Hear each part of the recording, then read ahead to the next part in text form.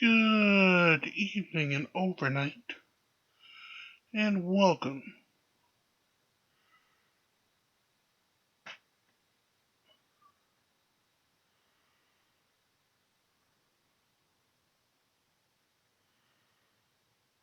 Good evening and overnight, and welcome to part 3 of From Day 1. The overnight edition. Let's grab the mailbag as we wait for the master in the Macabre to be with us on the other end.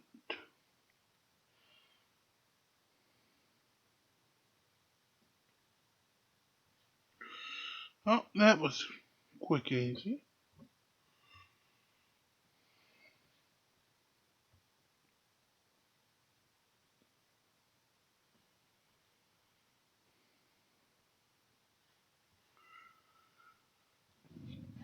Now let's dig into the adventure. See if we have anybody new who triggered.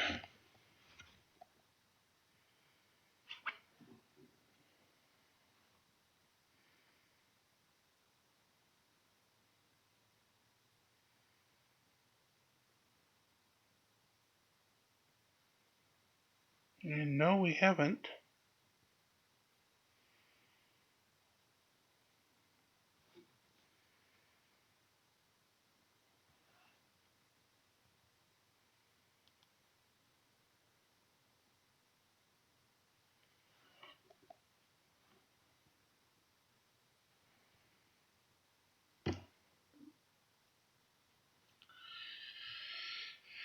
Oh, and wanted you know who lost the pony? AKA me. The machine that I normally use to play the Midnight in the Desert tapes is currently deciding to go up in a puff of blue smoke.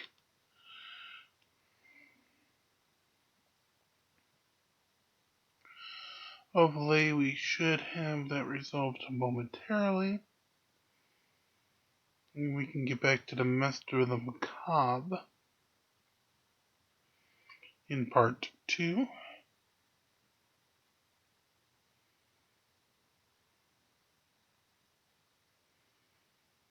Here this evening and this overnight.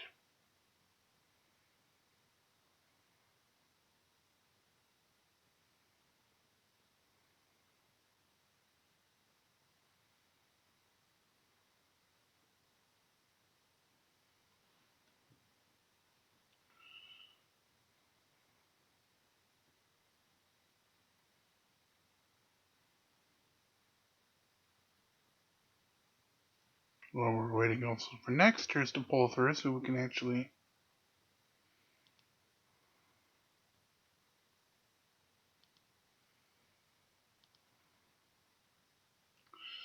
do that as well.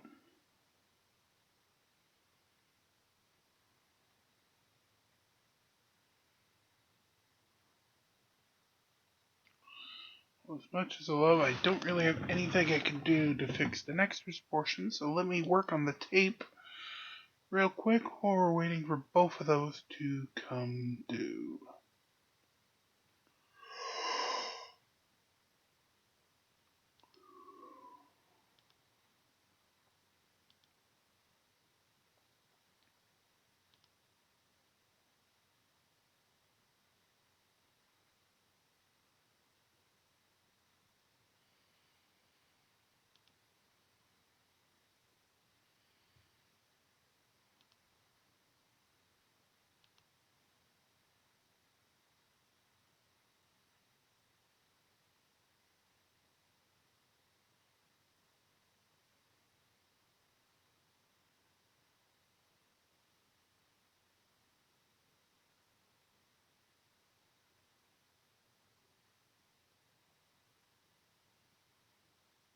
Okay, I think it just about got the tape working.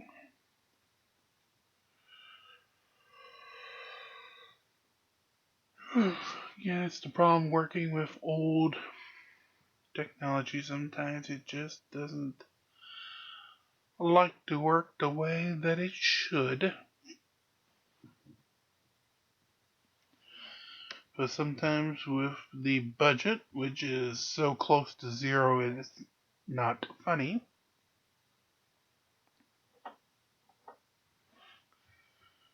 that one does have, one doesn't really get too terribly much of a choice in the matter.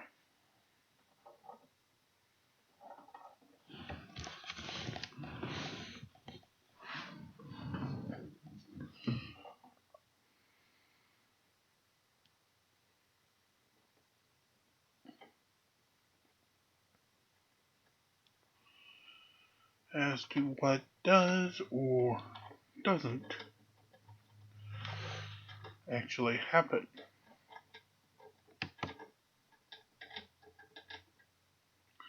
Shush, grinding Pat.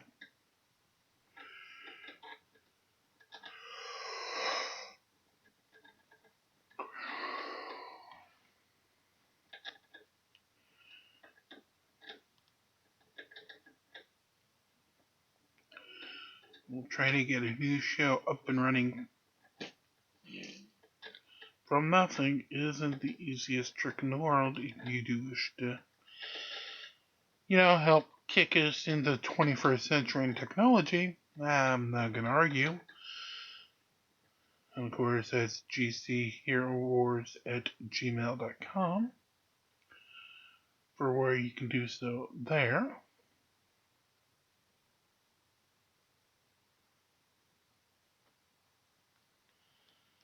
Ah, okay, that's what happened. Alright, and I think if I've done everything right, the multitude of the miracles.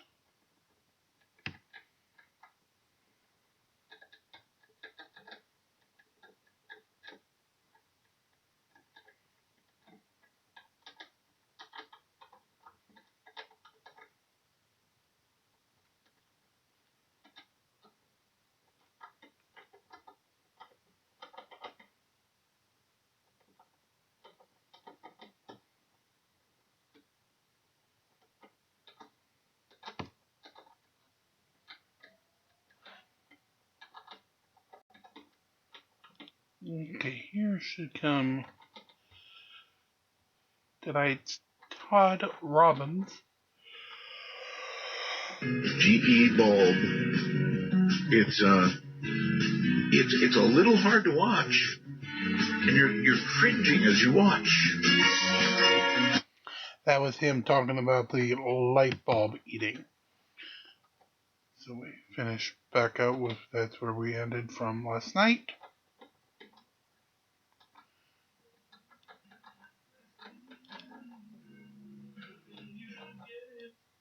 Just wait for the music to catch up.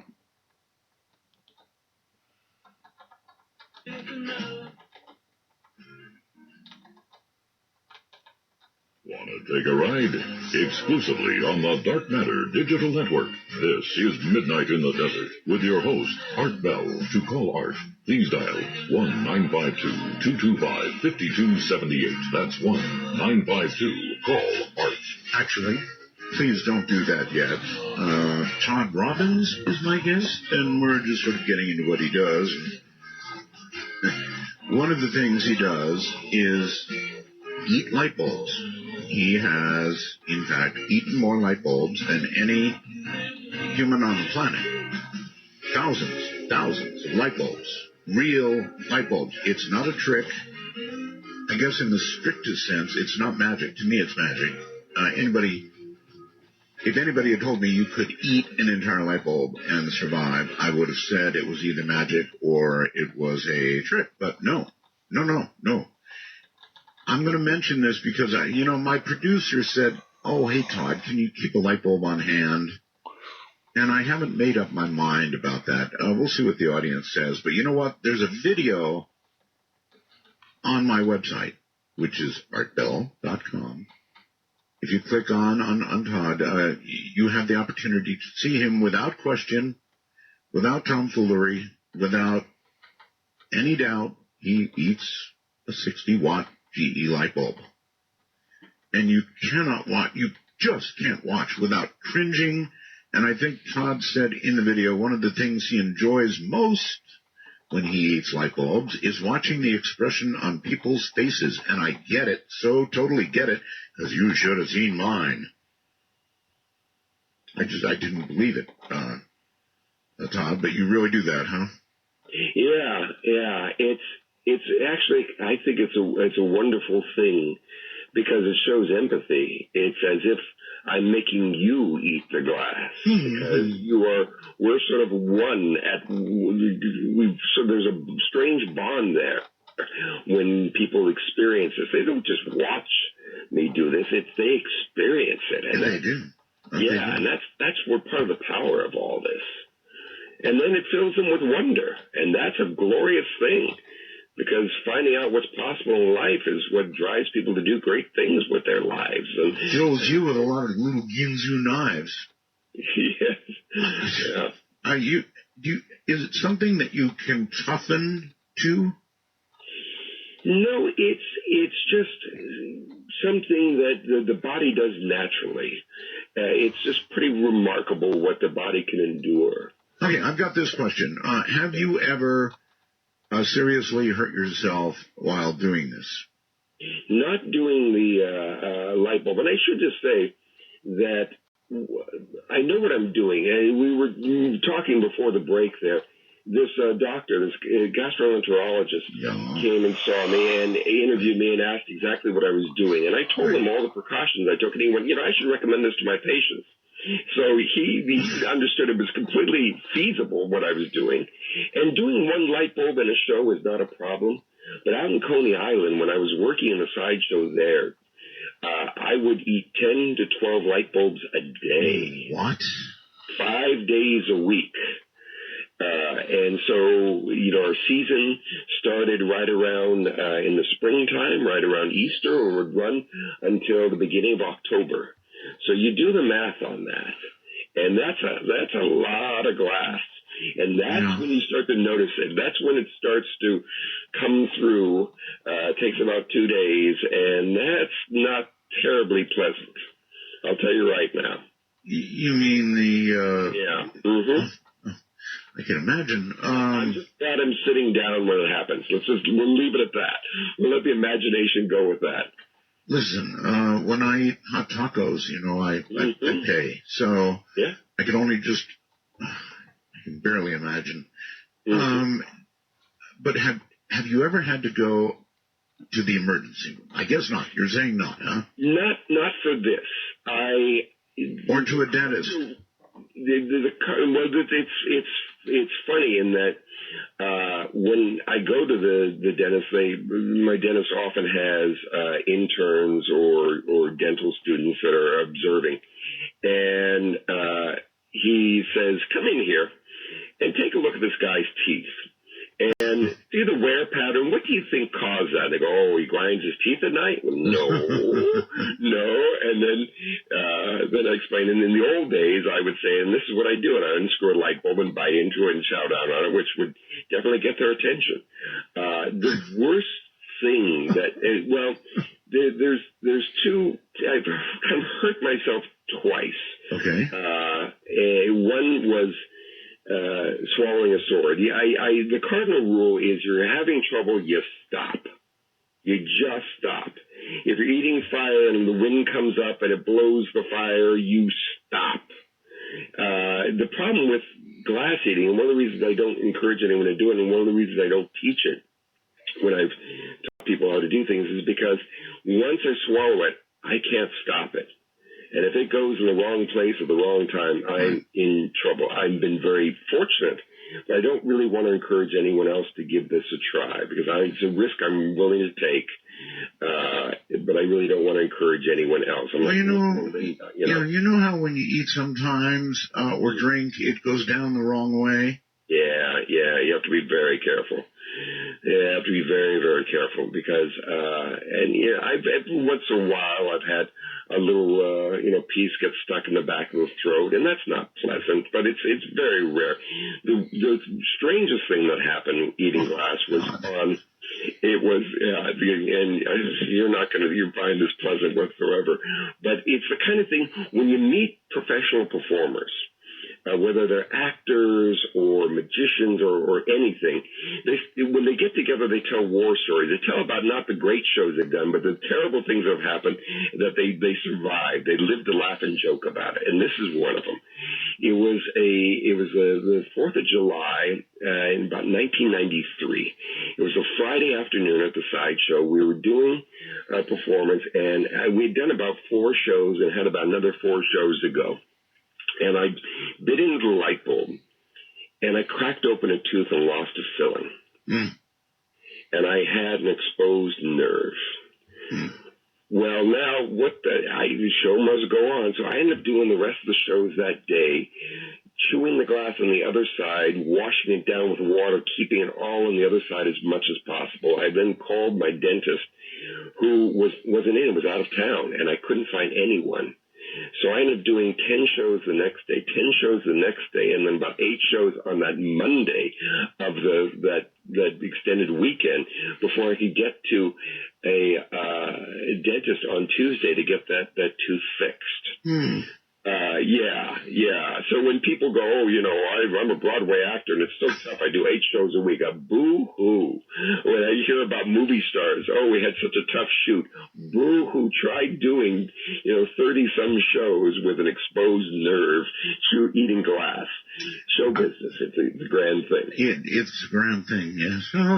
All right, so my producer, I want the world to know this. She's the one behind this. Not me, and not any message that I'm getting on the computer. I'm getting some messages on the computer, but my, nice little Heather back there, right? You talked to her, right? Very pleasant little girl. She wants proof. In other words, she wants you to eat a light bulb on the air. Now, I'm not sure I see the value in it, Todd, in that we have this video of you eating a light bulb. And for you to crunch here on the air would be kind of interesting, but I'm not sure that it's proof. I mean, you could have the sound of crunching glass on the phone, and that wouldn't be proof.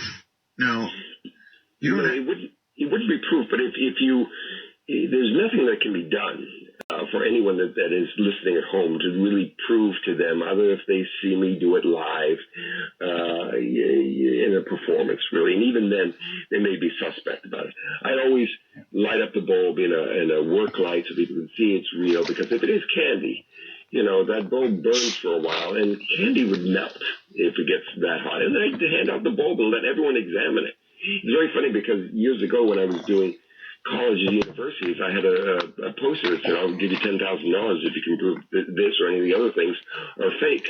Have you got a smartphone? I do. Do you have Periscope on it? I don't have it installed. I apologize about that. That's too bad, because, we could sort of get you on Periscope. I mean, come on, folks. Just the sound of crunching here on the radio. I don't think, I mean, this video is way beyond anything we could produce on the radio, save, something going wrong and you quickly having to head off to the emergency room. But, having seen the video, now this is going to be done specifically for you. So if there's any moment here, this is being done live. Oh, yeah, art for you, anything. But then after you've said that, now I feel doubly bad. For me, anything. All right, so if you suddenly get it wrong. Say nice things at the memorial service, Art. I would feel so guilty. Let's come back to this, okay? I haven't made up my mind on this. Okay. So, what other things? I mean, you mentioned, for example, somebody who can lie on a bed of nails. Now, you see, that doesn't seem right to me. You say the skin can take a lot. I've got pretty sensitive skin when I think of a bed of nails, and that's the difference between some sort of magic show and a sideshow. In a sideshow, these people are actually doing these things, right? Yeah. Yeah. The thing about a bed of nails is that if you were on a single point, the pressure would be so great it probably would cause a puncture. Well, sure. And so it's counterintuitive. You're thinking that if you have 100 nails or 300 or 500 nails, it would make it 500 times more difficult and more dangerous. And it's just the opposite. Because the fact is now your weight is spread out all over all those points. And so there's not enough weight on any given point to cause a puncture into the skin. Mm-hmm. And you can even take it a step further and have someone stand on top of you. I know a performer, a friend of mine, he has 7 people stand on top of him while lying down on a bed of nails. Really? Yeah. Okay, you know what? I kind of get that one a little bit. In other words, the weight is, of course, distributed among all the nails. So, okay, maybe that makes sense. I bet it still hurts, though. I mean, it's not the most pleasant thing, but the irony of it is, it causes a great deal of stimulation, the irritation of the nails in the back there, and it causes a flushing of the blood. And if you have a bad back, it actually can cause increased circulation and help relieve back spasms and things like that. Oh, I have a really bad back, a really bad one, Todd.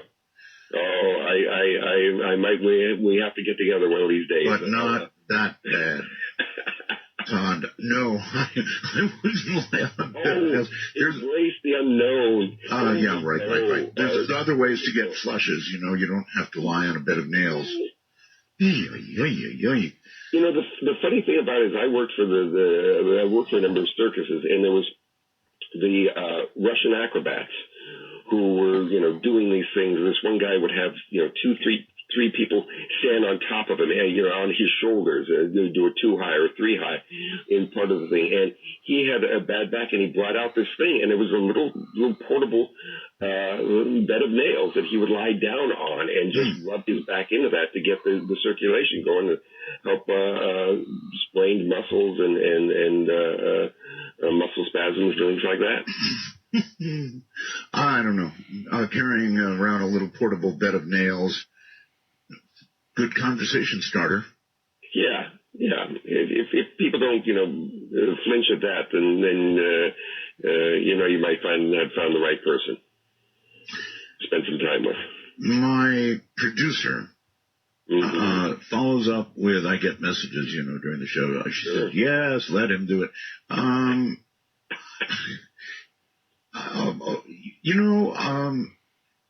How old are you, Todd? 57 years old. 57, and you've had how many light bulbs in your life? Somewhere around 5,000. So it's time for 5,001, Art. What have you got there? I've got a, what is the brand here? This is a Sylvania. I usually like GE bulbs because, G stands for good eating. But is there any difference in taste between the brands? No.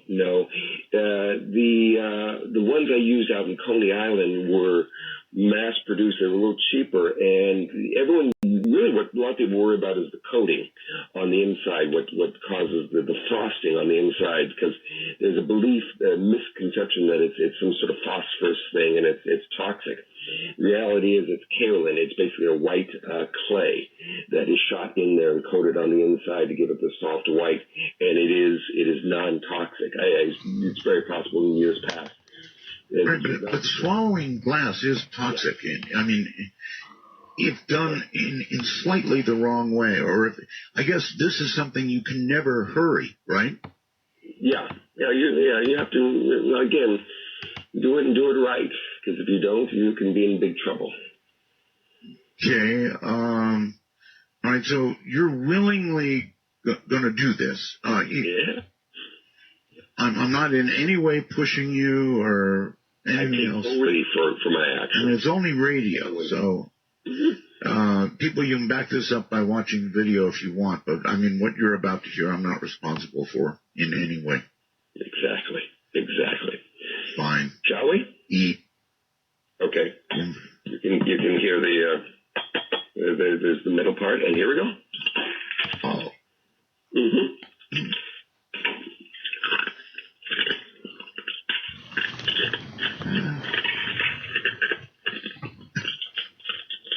Mm-hmm. Oh my God, guys, he's actually doing it. Oh. Mm-hmm. This is my favorite part. Don't put yourself in any danger by talking night. Oh.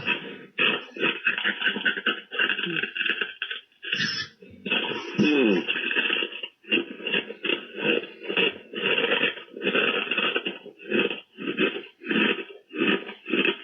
And this is the most dangerous part. I'm going to wash all this down with New York City water. Here goes.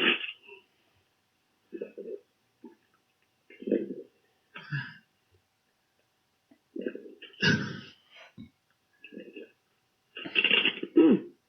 What's that?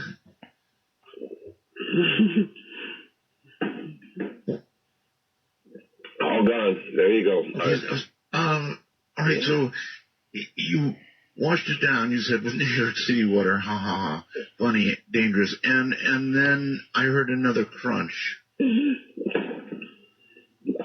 because it's hard to get it all down in one swallow. It was pretty fast and everything. So, but I've still got a few little pieces in the teeth there. Ah.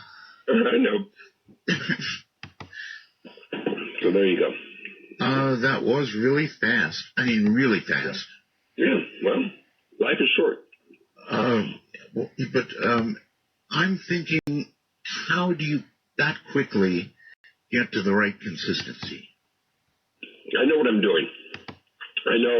I know what the teeth are going to do. I know what the front incisors and the molars do, and then I can basically move things along. Apparently so. Yeah. That was actually much faster than the one you do on video. So yeah, because the other thing about it is there's so much shock value to this, and when people see, the natural reaction is to pull back, and so I've got to really work at keeping them engaged, because the last thing I want people to do is to think he should stop. I don't want that thought. I want to keep them laughing. I joke about the glass when it goes through, what that's all about, and it's sort of answering questions as they're coming up in people's minds. So, and that's why that thing took 5 minutes to do, because I was yammering away and kind of giving all the backstory and all the things you need to know so you can appreciate it on a deeper level than just a idiot guy. This is not, there was a TV show on MTV where they did all kinds of stupid stuff. This is not that kind of thing. I'm not just doing this just to prove what an idiot I am. I think this is just fascinating because, again, it's an expansion upon reality. It's reality. It's most amazing that someone can actually do this. I'm just happy it's me. I'm carrying this on, this grand and glorious old tradition. Who taught you to eat light bulbs?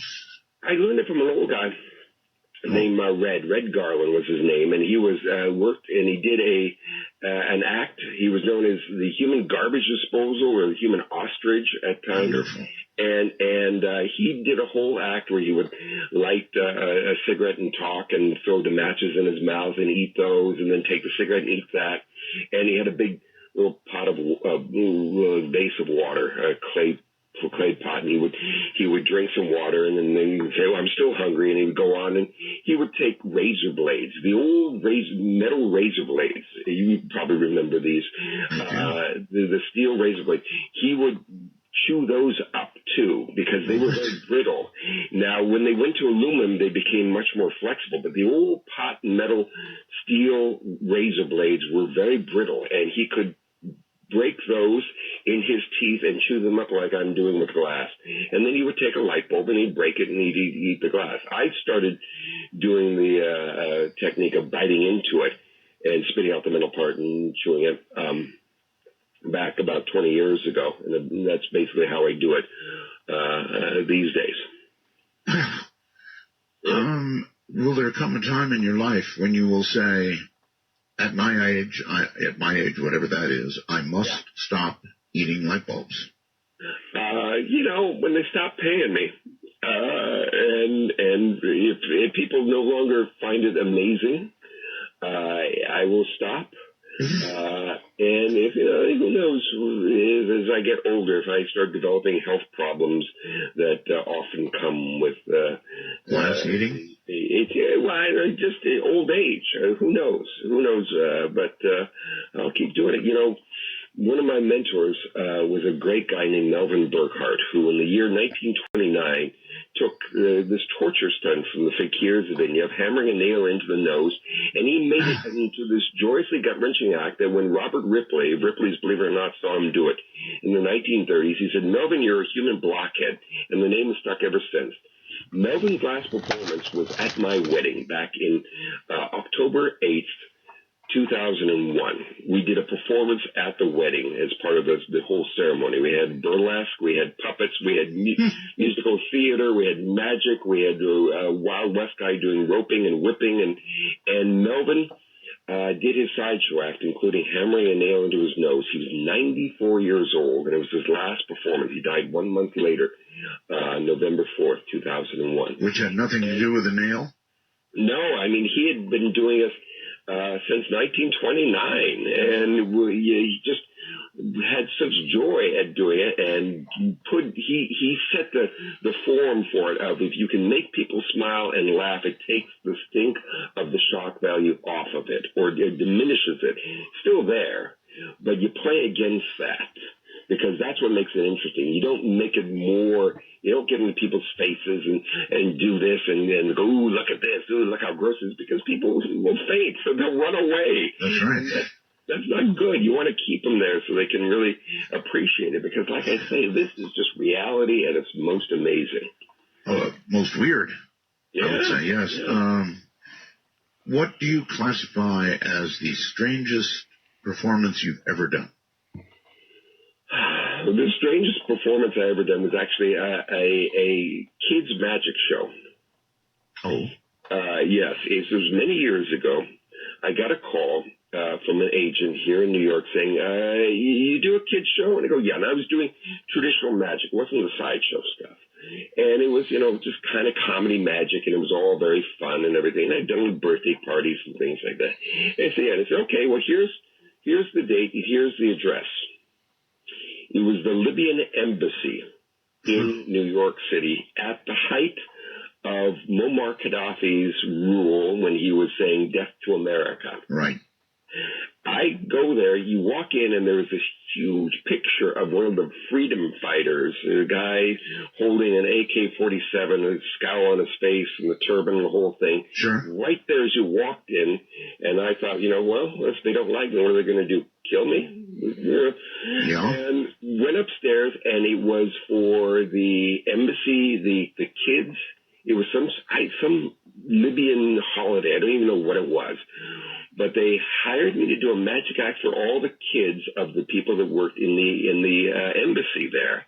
And it was interesting because all the wives were in the full burqa, and they were behind a curtain, and I could not address them. I could not make any contact with them whatsoever. Mm-hmm. But the funny thing is, they kept peeking around the curtain to watch what I was doing, which I found very strange and very amusing. And I was doing jokes. They all spoke English.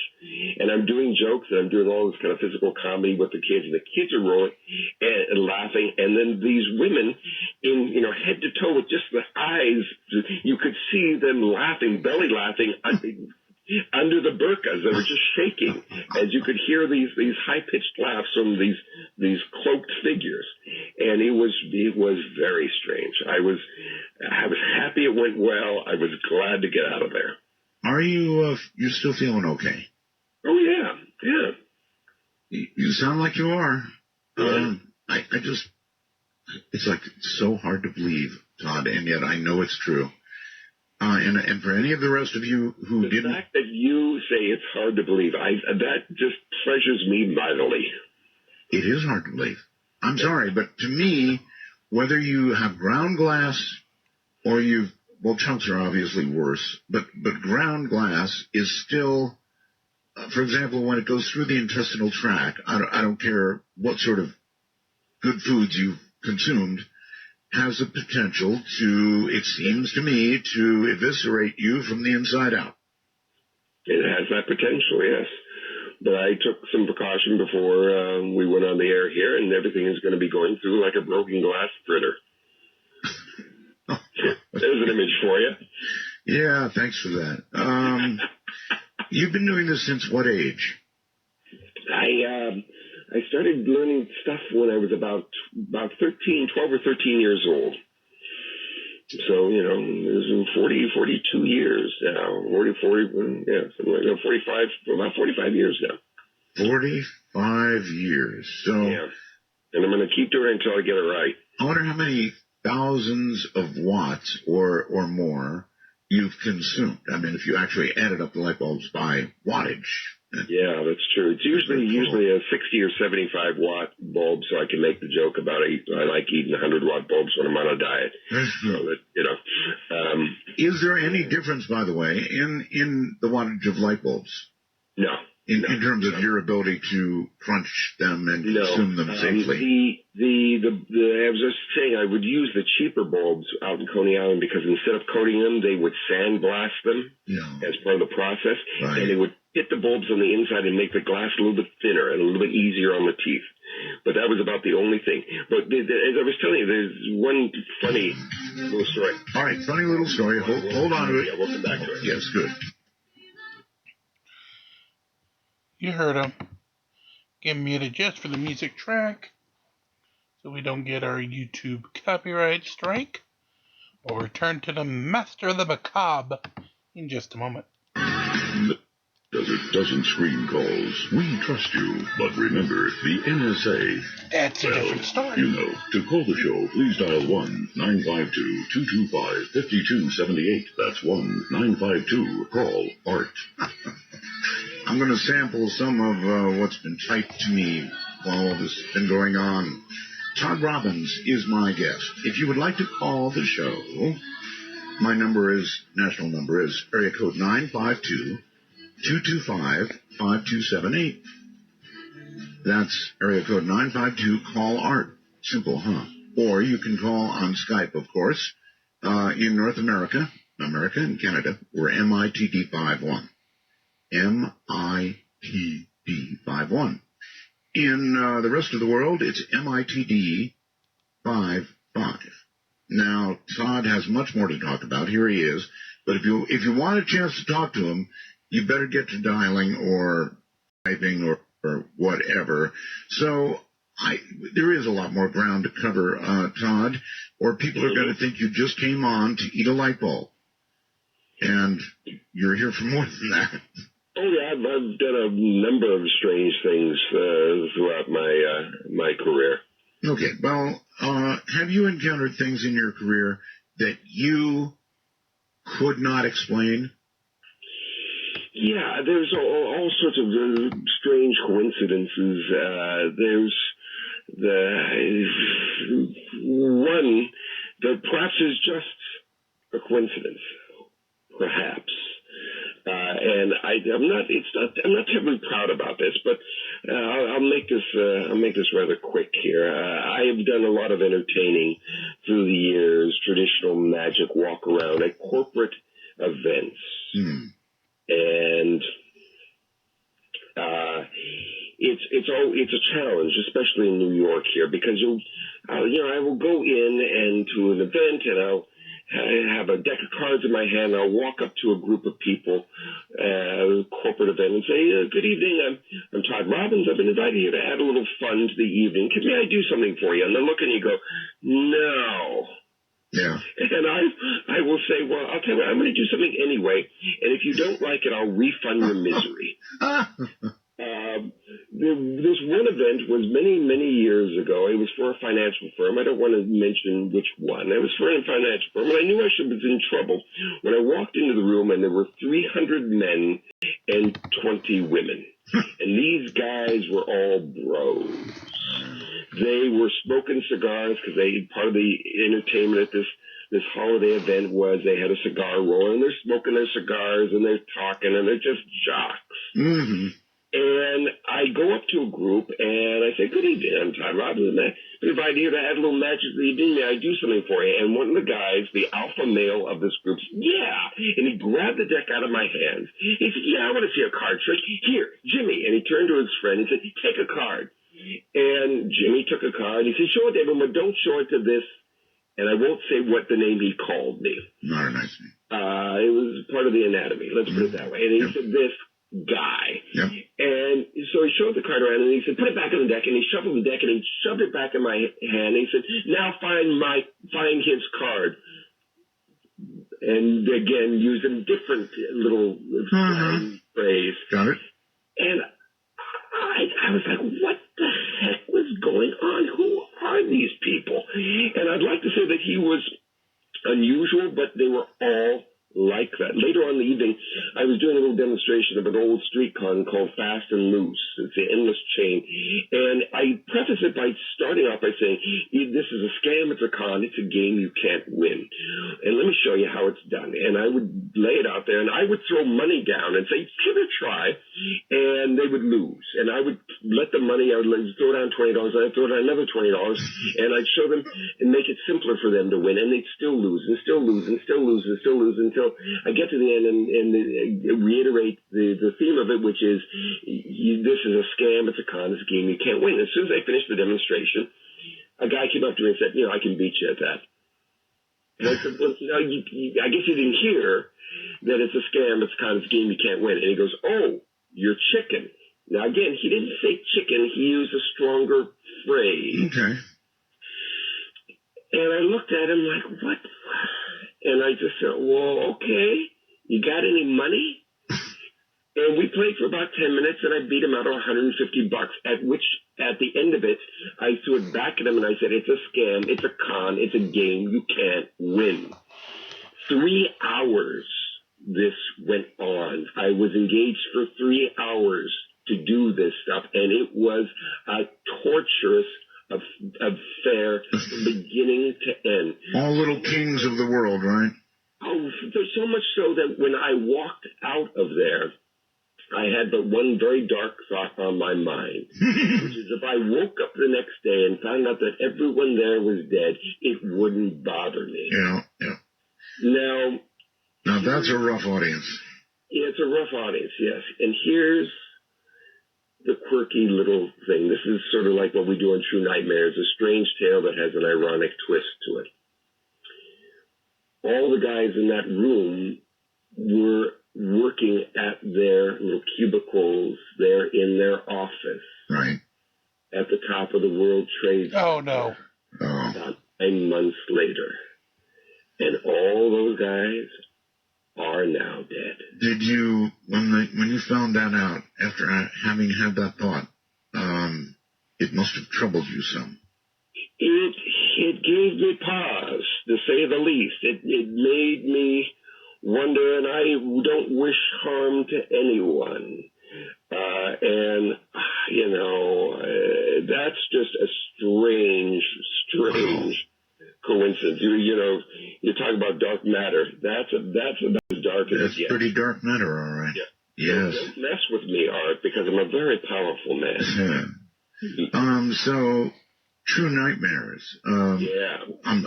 I have not watched. What's it all about? Well, Investigation Discovery is one of the Discovery channels, one of the networks of Discovery. Oh, yes. I understand. And it features true crime.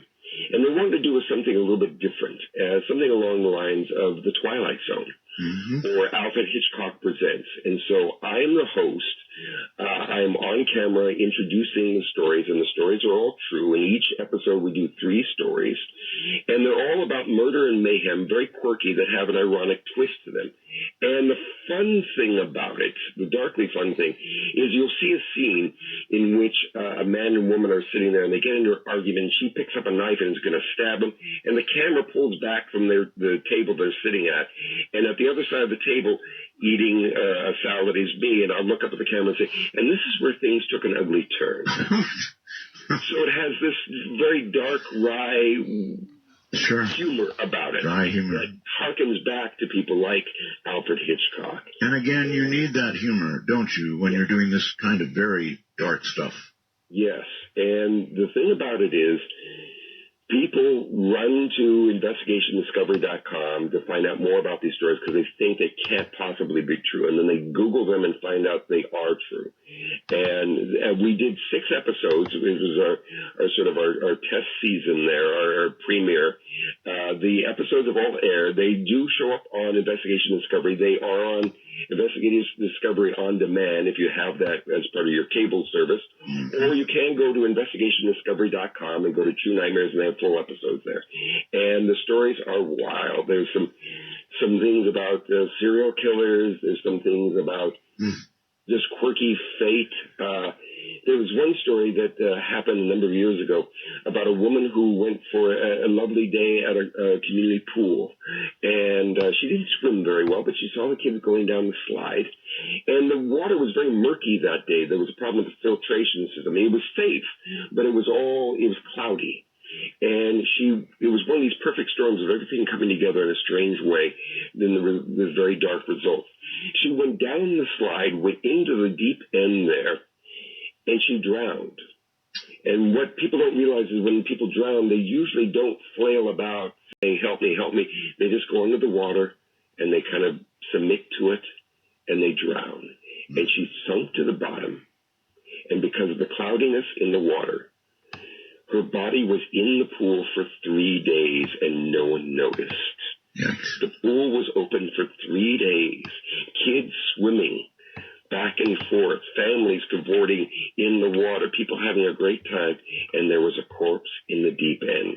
Finally, after 3 days, again, the quirkiness is that some kids broke in to the pool. They climbed over the fence to take a midnight swim, and they were swimming around, and by that time, her insides had bloated. There was gas. And her body floated to the top, and they were swimming around. They bumped into something, and when they realized what it was, well, let me put it to you this way. They're not going to be breaking in and swimming in pools ever again. Right. Well, a lot of these things are like you're eating a light bulb. You can't unhear that. Now, the range of comments is astounding. Astounding. Worst thing you ever did, Art, turning off your show, first time ever, WTF. Then that's awesome. Radio Gold.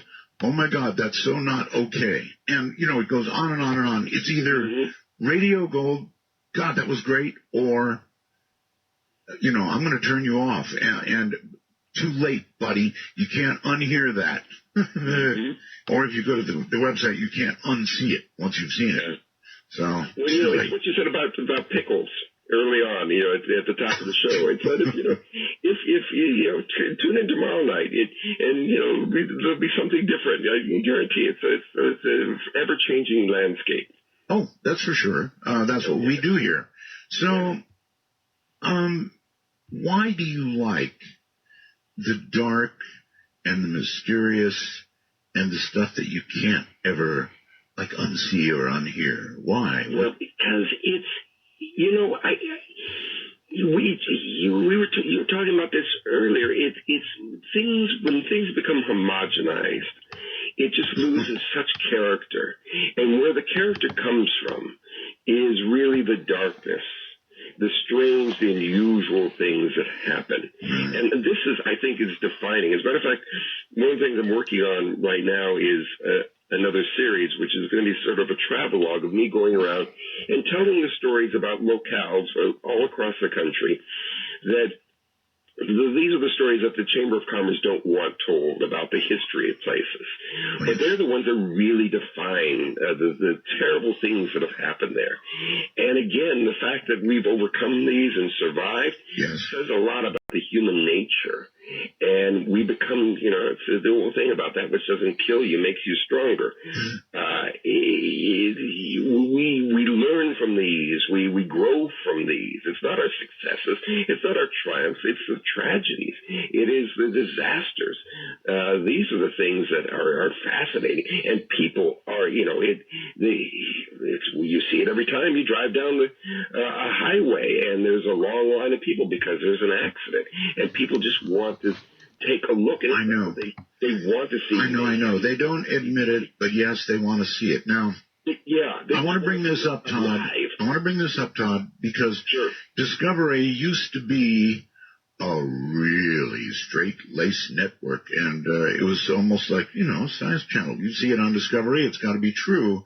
Discovery in recent years, very recent years, has turned to horror-tainment, right? And but you're right.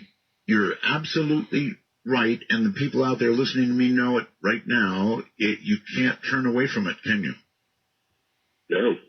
Well, you can, but I mean, the truth is that most people decry it but watch it. Yeah. Yeah, and there's darkness in us all, and if you acknowledge that, Carl Jung said that the best way to understand the darkness of others is to come to grips with the darkness in yourself. Mm-hmm. And I think if you understand it's there, that's the best way of dealing with it. That so you don't go down the road of these dark people that we chronicle in True Nightmares, and that you see doing awful things all around us. Mm-hmm. It just reminds us that we all have that potential, and we should celebrate the fact that we haven't gone down that road and we haven't made those choices. Are you fairly sure that that's the effect that it has, that it doesn't cause people to, I don't know, go off the deep end? We live in a pretty weird society these days. I wonder how many people watch something like that and then emulate. Well, I don't think that's the case. When you look in the profile of people who are doing dark things, there's usually a great deal of repression there. There's a great deal of sitting on top of all this and feeling that the world has wronged them. Mm-hmm. And so therefore they grab a gun and go off and do something very, very dark and awful to their fellow man. They do. Whereas if you have a little bit of a release valve by watching this stuff and knowing that you would never want to go down that route, it maintains sanity as opposed to encouraging insanity. Okay, well, I hope that's right. Yeah. But it seems like we're facing an increasing amount of this in society right now. Really crazy stuff. Or, I don't know, the media just chooses to cover more of it, but now there's more of it going on. I'm pretty convinced. How about you? Yeah, it's a tough thing. There's so many changes in our world, and people find change so threatening that many people want to revert to fundamentalism in many flavors. And that's fine. That's fine. If that's what you want, you have that freedom. But when that festers and becomes the desire to destroy those which are different from you, that's when you run into the real problem. And that's what we see bubbling up, because there have been people who have made a great deal of profit by spouting hate, and that's a whole different thing than what we're doing. Okay, you say, apparently, that there is no such thing as the truth. Now, when you make that statement, what do you mean, no such thing as the truth? Well, when you hear someone say the truth is, or let me tell you the truth, I find more often than not what you're getting is one of two things that have been mislabeled as truth. You either get fact or you get opinion, which is people's reaction to having experienced fact, their interpretation of what fact is. And fact doesn't require any help from anyone else. Mm-hmm. The facts are facts, and they stand alone.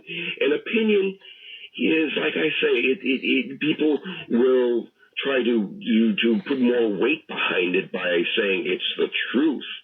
And so, like I say, when someone says this is what the truth is, chances are you're hearing either fact being presented or opinion. And now, having said this, the question is whether it is fact or opinion. Having said all we've said, is there anything you can think of that truly frightens you? Oh, yeah. Really? Yeah, the IRS. Yeah, they're pretty scary. Yeah, there are, power is really frightening. There are people out there that will use fear, and they will use influence, and they will use whatever they can to manipulate. And those are the things that frighten me, and we see so much of it going on in the political realm these days, and people that just I made a joke on Facebook, and that I said, okay, all right, enough of this. Let's bring out the real candidates for the presidency. Come on, okay, enough of the jokes. Let's bring out the real. Yeah, and how did that go over? Yeah, and well, people, they laughed about that, but it's kind of sad that, it's not about leading a country. It's more about appealing to people to get the vote, enough votes to get in office. All right. It's not about. All right, hold it right there. We've got a quick break. Presidency is an interesting topic. I'm Art Bell. This is Midnight in the Desert. Join us as you will.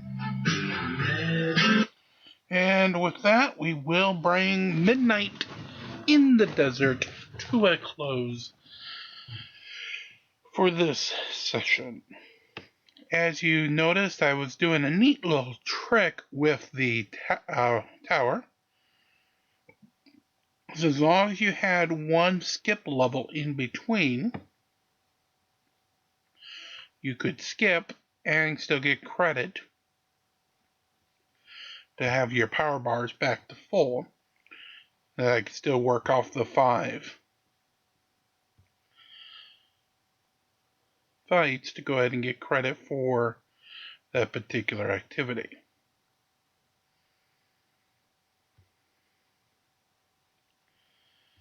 Alrighty.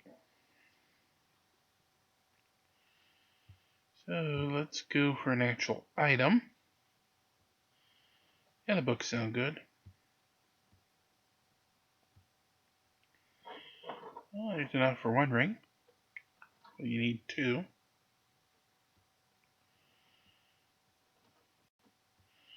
The Anthracite Palace, we can do 2 of those fights.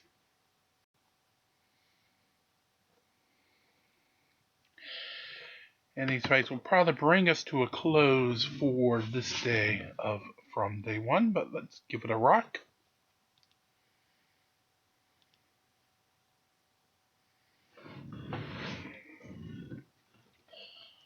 While they are fighting, I'm going to cross my fingers that nothing I do here is going to cause anything to go crashing down from the heavens above while I try to grab the latest update of the numbers.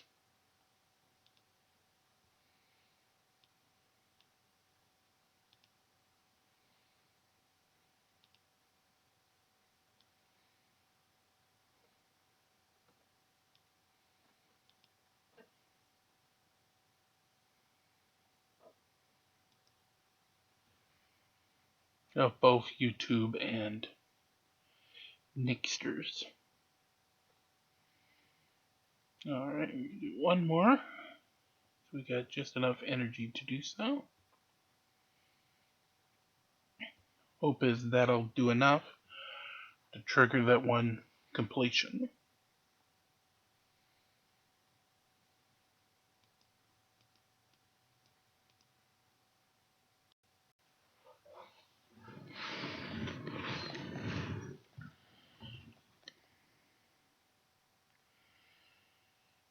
And for me, I'll more likely go and see what happened on day 9 of the Basho from Japan,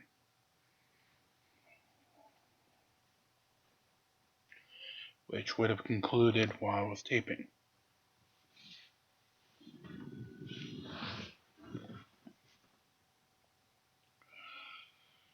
Yep, needs me to log in.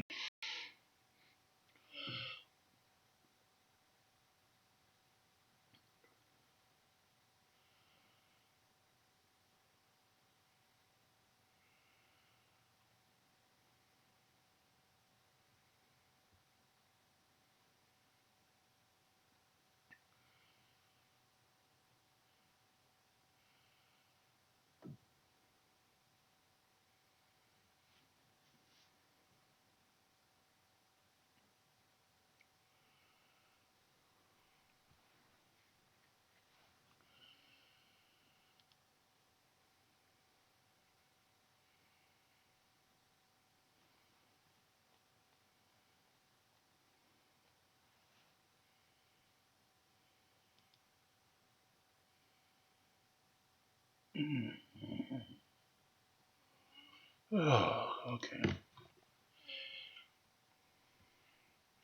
And we get a needle this time.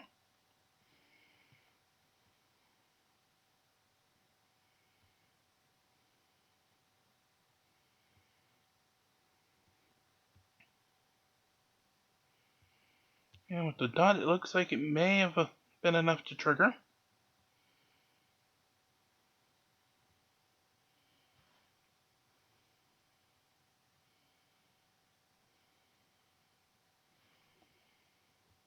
And it is. Level 21 is ours. 400 Titan potions. Level 3 Lars for those who would have the gold ticket.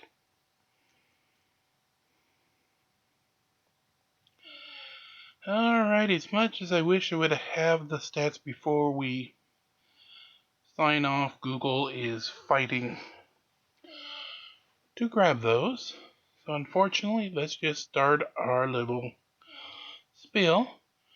Please, of course, help us like, share, and subscribe to get us to the goals of you, Nexter's Boxy paying attention to us, which is 5,000 views of the videos, 1,000 subscribers so YouTube pays attention. Both of those thresholds, those two services start providing us with items, and again, once we get them, we send them off to you, the folks who watch from day one and all of our other shows. Coinbase.com/join/Steve Parsley.